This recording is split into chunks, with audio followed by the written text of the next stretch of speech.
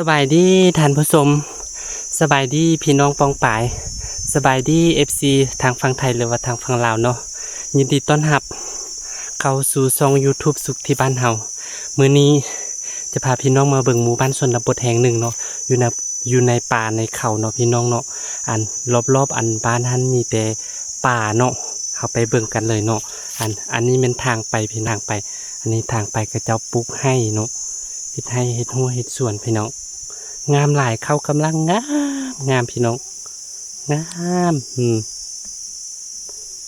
งามหลายพี่น้อง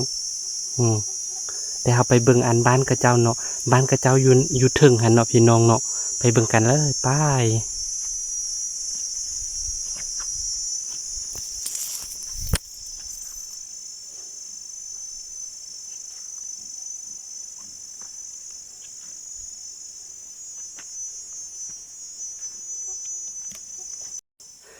เขางามพี่น้องเขาให้เนาะกระเจ้าเห็นให้อยู่ผู้อยู่ดอยกระเจ้าเห็นให้บ่มีหน้าเห็ดกระเจ้าเห็นให้ปลูกข้าวปลูกสลีน้องงามหลาย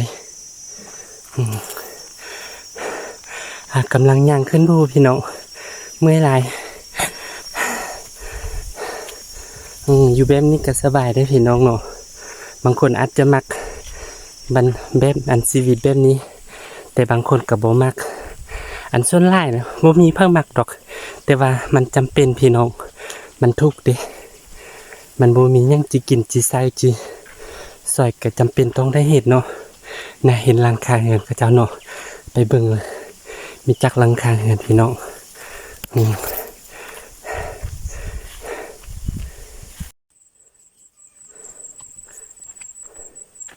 ในที่สุดก็ฮอดเนาะพี่น้องเนาะเนี่ยเรือนกระเจ้าเรือนกระเจ้าแล้วเนี่ยแต่ว่ากระเจ้าเฮ็ดหัวอัดเขาขออนุญาตเข้าไปเบิ่งเนาะ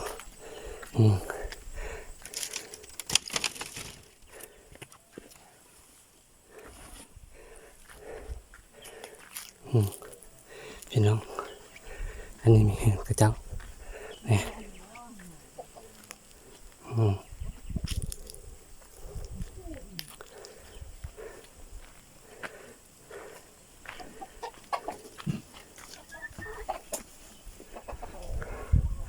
กระเจ้าอยู่ในเรือนอันนั้นกระแม่นพี่น้อง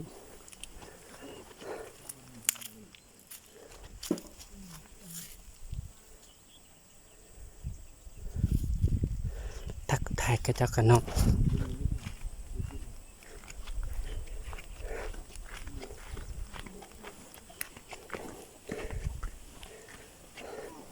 โอ้รถจ้างฮอดใส่พี่น้องสมัยเลยนี่เจ้าของเหือนเนาะกำลังรับแวกปากพี่น้องสมัยเลยนี่เจ้าของเหือนมันอยู่ในหันสมัยเลยมาอันนี้น้ำพี่น้องอยากกินน้ำเขากินน้ำเลยเด้อเนี่ยน้ำแบบธรรมชาติพี่น้องบ่เป็นกินไปจับเป็นกินก็กินพี่น้องหิวน้ำให้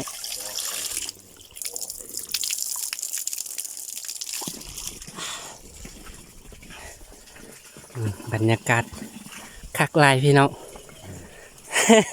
ไม่เบิ่มมายุงไม่เบิ่มมาเบิ่งควายปลาอยู่นี่มาอยู่นี่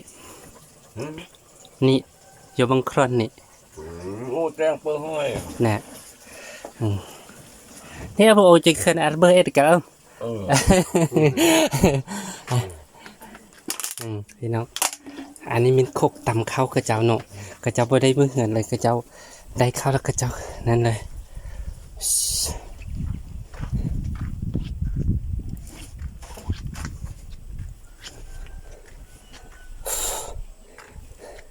อยู่ถึงกระแมนบ้านกระเจ้าเนาะงามหลายพี่น้อง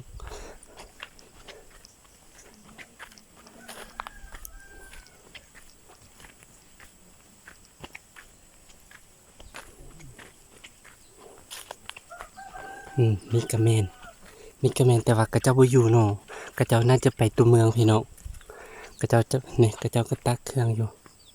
กระเจ้าบ่อยู่พี่น้องกระเจ้าไปในตัวเมืองไปอยู่ในตัวเมืองหัน2 ชั่วโมงพี่น้องไกลหลาย3 ชั่วโมง3 ชั่วโมงขี่รถจักร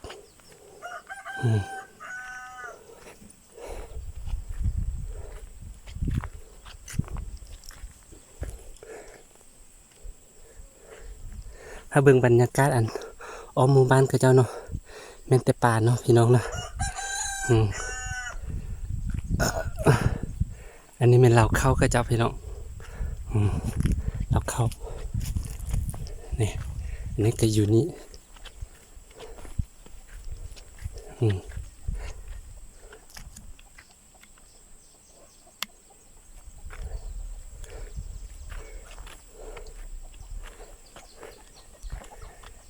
เป็นธรรมชาติเลยพี่น้อง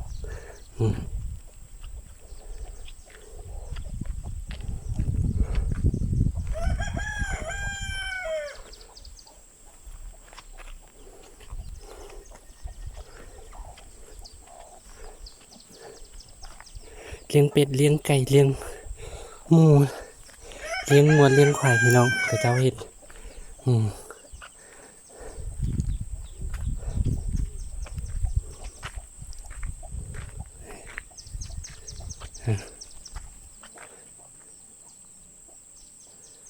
เนี่ยกระเจ้าเลี้ยงงัวปักหลายๆพี่น้องเจ้าเลี้ยงงัวหลายเลยบ้านกระเจ้าพูนกระเมนพี่น้องพูนกระเมนมี5 หลังอยู่พุ่นตรงหัวปักไล่ๆพี่น้องเจ้ามีหัวปักไล่ๆ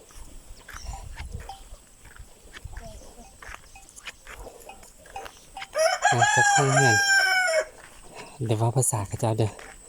สบายดีสมัยเลอมายันเมื่อดิถ่ายวิดีโอก็ขักบรรยากาศแบบบ้านๆพี่น้องไม่ชอบเหรอไม่ชอบเหรอcho Harry này mà Remy ngọt líขังดอมไม่ได้เสมอโอ้กูจูยัดจักเกอร์เลยดอมเมื่อไรพี่น้องบนนึงหลักก็อีไปอันใบให้แล้วเนาะป้าพี่น้องบรรยากาศงามไรอยู่ป่าลูกมูงามพี่น้องเห็นมืดอันนี้เป็นของเรามืดเราเห็นแบบชีวิตพอเพียงพี่น้องเราเข้าเหล่าไงมีกระเมนอันนี้อีกหลังหนึ่งเนาะ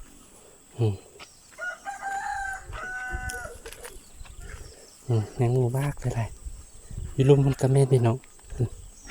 ไปเบิ่งสบายเลยสบายดีเนี่ยอันนี้ก็เป็นเจ้าของเนาะเจ้าของเฮือนเป็นเจ้าเฮือนเหมือนนี่นะเพิ่นได้ไปให้เนาะขออนุญาตถ่ายคลิปก็มากำมูเหมือนเมนมาอย่าเมืองปากอู้อย่าเมืองปากอู้พอดีจะขึ้นเมืองง่านะพอดีกุญเมื่อกุ้งหรือว่าเมื่อสนามนี่ยัดได้มาอยู่ยัดตะกุ้งสัญจรลงเบื่อเลยว่าลงหนึ่งสัญจรลงนี่ลักนี่นี่ชุดนี่เคลื่อนลงเบื่อแล้วแม่ขออนุญาตขออนุญาตถ่ายอันนี้บรรยากาศด้วยพี่น้องเด้อเจ้าของเราอยู่เฮือนนี่เนี่ยรถจักรมาได้พี่น้องในรถจักรเราส่งคันเนี่ยรถจักรเราส่งคันคิดประมาณ3-4 ชั่วโมงพี่น้องลุกตัวเมืองมาใกล้หลายพระเจ้ามาเห็ดเฮือนอยู่พี่สบายพี่น้องมากลายแบบนี้นะบรรยากาศวิวธรรมชาติเนี่ยงามลายพี่น้องเห็ดให้ด้วยส่วนงัวเหล่ากับบักหลายๆพี่น้องอยู่ลุ่มกระเมนพี่น้องพูนกระเมนเฮือนไปเบิ่งเนาะพี่น้องเนาะไปเบิ่งนำกันขออนุญาตนะไปเบิ่งอันนี้เป็นถักไปพี่น้อง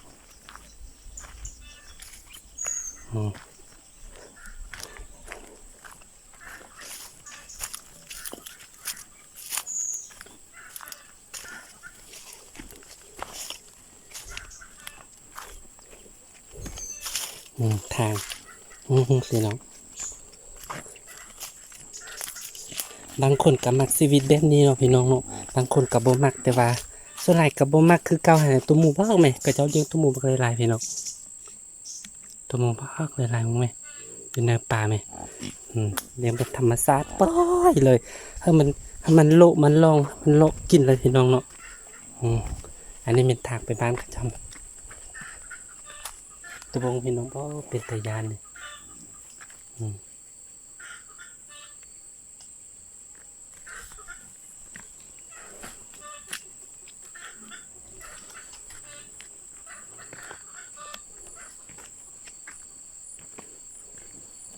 ทางไปบ้านกระจำเนาะ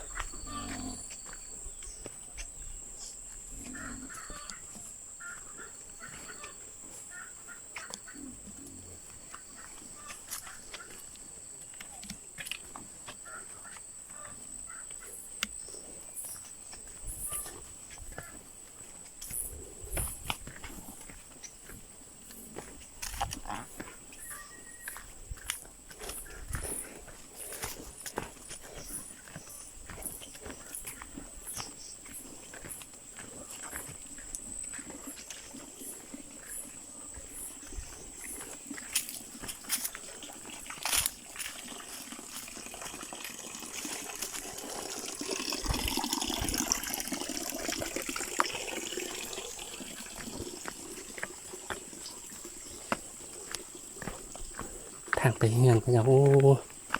กระเจ้าตั้งข้างกันอะไรพี่น้องเนี่ยและให้ละ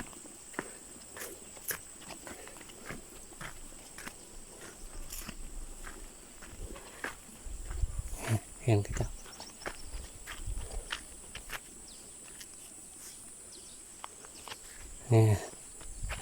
แต่ว่าจะมีคนบอกพี่น้องเนาะ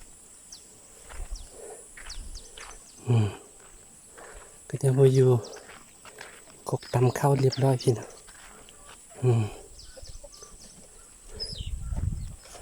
บรรยากาศอ้อมบ้าน